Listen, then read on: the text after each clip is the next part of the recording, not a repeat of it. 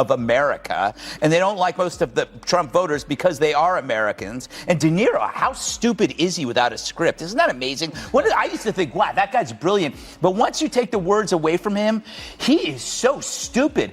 Then when he goes, impeachment will make America great again, and everybody's, how intellectually deprived he is. He's a coke-addled simpleton, without a script. It is hysterical. Greg Gutfeld's response to Robert De Niro wasn't the only thing he did. He verbally thrashed a cardboard tough guy. Gutfeld dismantled De Niro's self-righteous Hollywood act in less than 5 minutes, turning decades of rehearsed rage into gags sharper than De Niro's earlier film criticism. De Niro was left speechless as Gutfeld exposed the bluster beneath the swagger with his signature smirk and clever facts. It was a one-man roast rather than a conversation. Last night, an elderly, confused man went missing in New York. Luckily, a band of self-satisfied elitists found him babbling on the street, threw some pants on him, gave him a stage. Oh my God. I'm going to say one thing. Trump.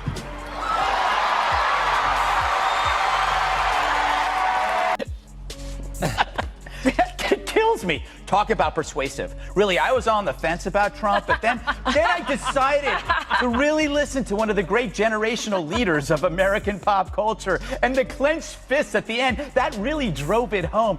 It looked like he was pressing a 2-pound weight in a Jenny Craig commercial. Oh my God. Look at it again. It's so cute. Greg Gutfeld arrived not to play, but to reveal Hollywood hypocrisy. And, this time, Robert De Niro was the guilty party. The entertainment industry's self-appointed moral compass is the man who thinks shouting Trump while dressed in a tuxedo is civic service. Gutfeld also didn't need a red carpet, a sharper tongue, a sharper intellect, and 3 minutes of basic reasoning. And the star of Dirty Grandpa, Robert De Niro, getting censored by The View after raging like a bull who saw a red MAGA hat. And they might think that it's going to make their life better, or they just want to, excuse my French, literally, it's almost like he wants to do the worst that he could possibly do to show this country. His slow.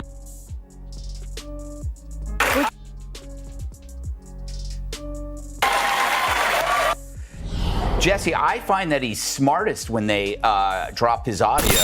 De Niro tried to reapply for the role of America's angry conscience in the start. As usual, another interview, another appearance, another crass tirade that made you question whether he's running for an Oscar or a seat at the DNC. He was spewing hate there like a man who was very angry that anybody in America could have an opinion without his permission. Can't see it themselves, and they're not surrounded by people telling them that they have a problem, and they lack self-awareness because everybody either tells them they're wonderful or wants to sell.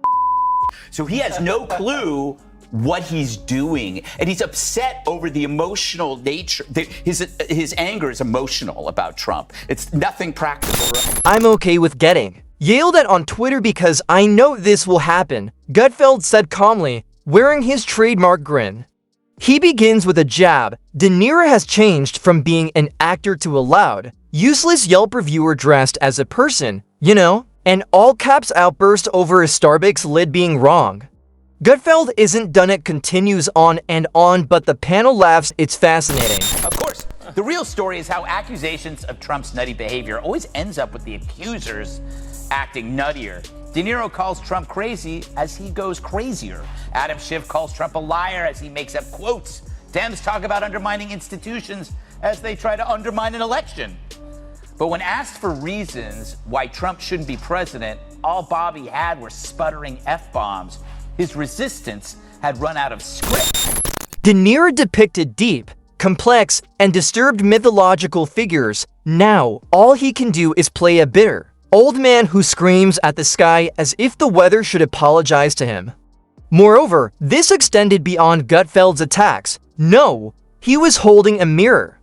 And he showed America something more amusing than a joke: the rapid transformation of Robert De Niro, once the pinnacle of cinematic cool, into your divisive uncle who ruins every Thanksgiving by reciting MSNBC as if it were gospel. Gutfeld continues, "You see, I admire Taxi Driver and De Niro. Although I thought he was a great character in Goodfellas, I'm starting to think that his actual acting was trying to convince us that he wasn't simply a grump, a guy with his fists clenched, because every time he talks, it's as if he's looking at a political caricature of himself made by a high school drama club. He leans forward and softly lowers his voice for effect.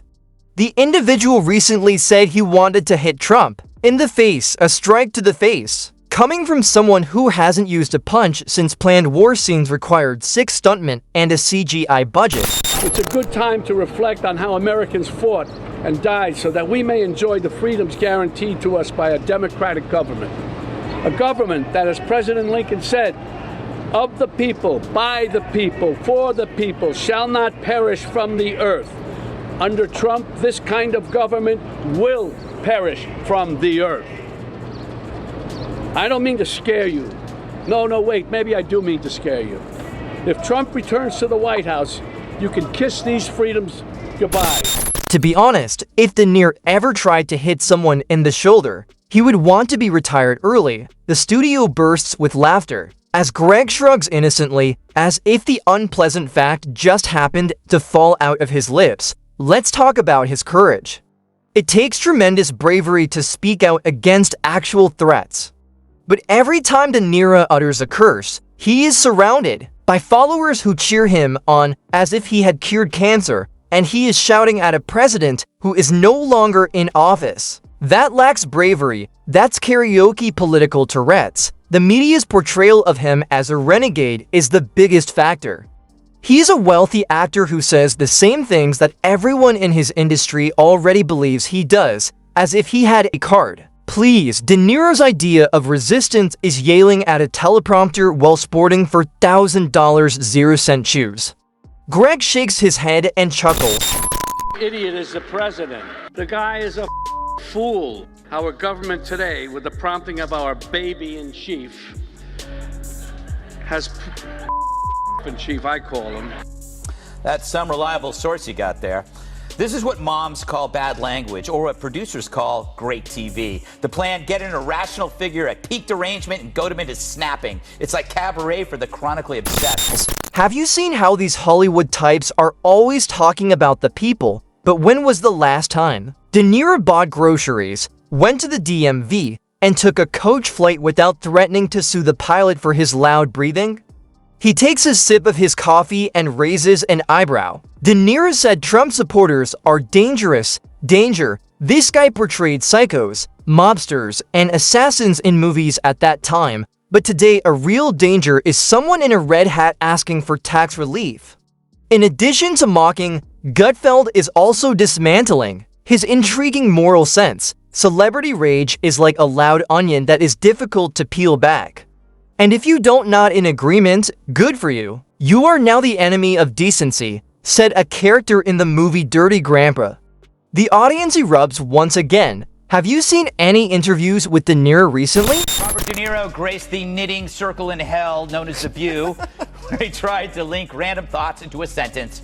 Joy was there to wind him up, since he's played some of the most unredeemable characters.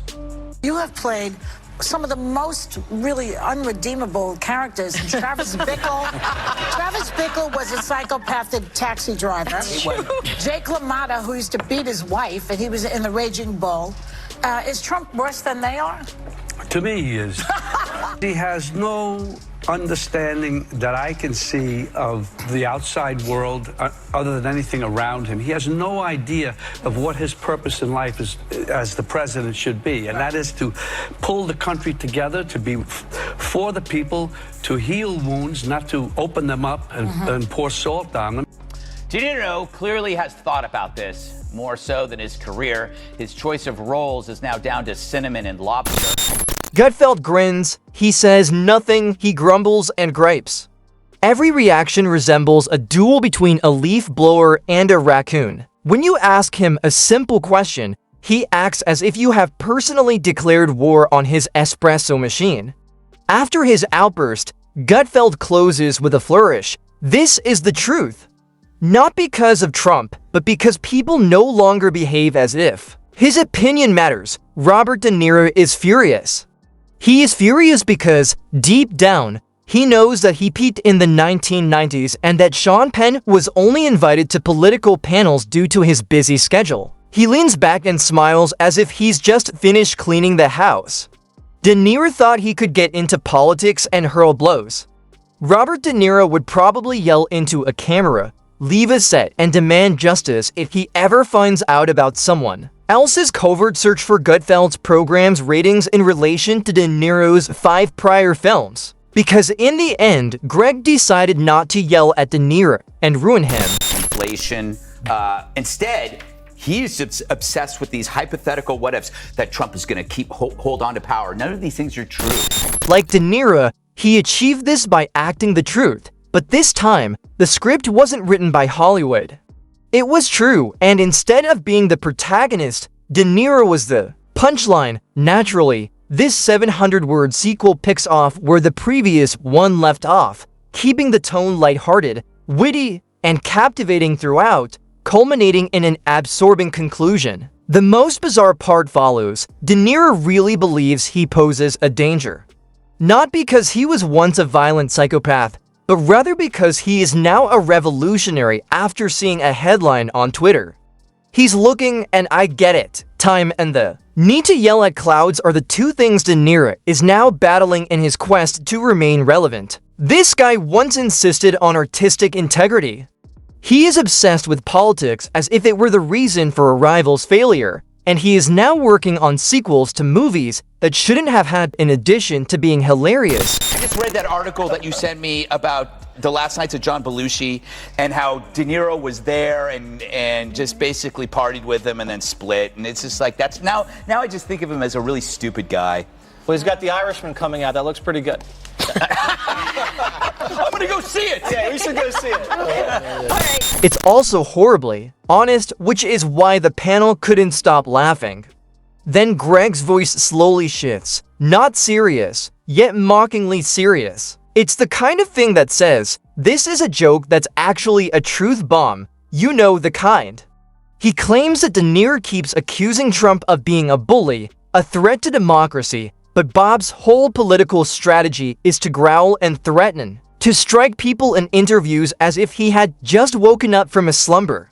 If that's moral superiority, I'm a vegan life coach. The audience laughing, and he goes on. Let us do the computation and the irony.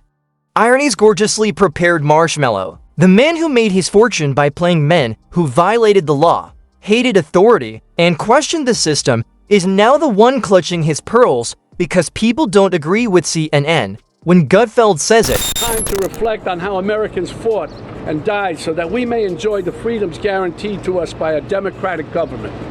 A government that, as President Lincoln said, of the people, by the people, for the people, shall not perish from the earth. Under Trump, this kind of government will perish from the earth. I don't mean to scare you.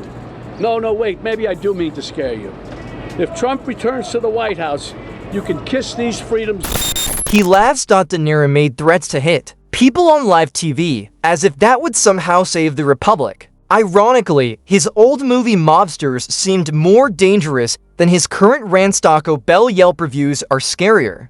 Watching De Niro in interviews now feels like watching someone argue with a chair. There's tension, but mostly confusion. He talks like he's auditioning for the role of angry man who saved America, but his outbursts sound like deleted scenes from Meet the Fockers 3, The Midlife Crisis. Even his supporters are checking out, wishing he'd just read a book or take a nap.